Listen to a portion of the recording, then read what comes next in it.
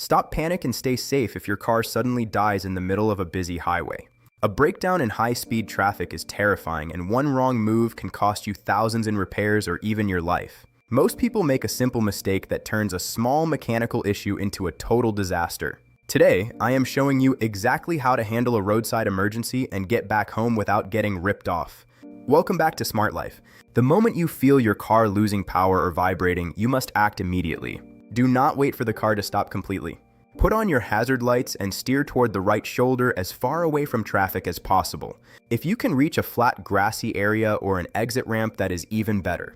Turn your wheels away from the road and pull the emergency brake. Once you are stopped, your biggest danger is other drivers not seeing you. Never get out of the car on the side facing traffic. Exit through the passenger door even if it is awkward.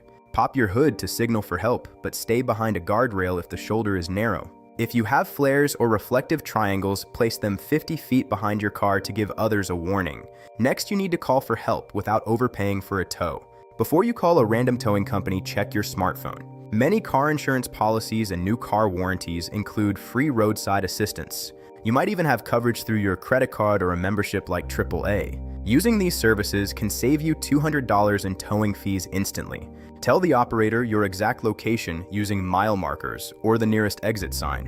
While you wait for the tow truck, do not accept help from random drivers who pull over. Scammers often patrol highways looking for stranded motorists to overcharge for simple jump starts. Wait for the professional service you called so you know the price up front. If your car is smoking or you smell gas, move at least 100 feet away from the vehicle. Safety is your priority and the car can be replaced, but you cannot. Here is a bonus tip to save your engine and your wallet.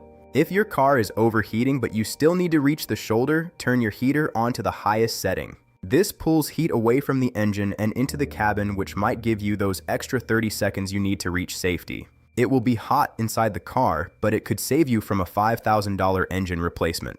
Knowing what to do in a crisis keeps you in control of your day. If this guide helped you feel more prepared for the road, hit the like button. Subscribe to Smart Life for more ways to stay safe and save money. Drop a comment and tell me the most essential item you keep in your emergency kit.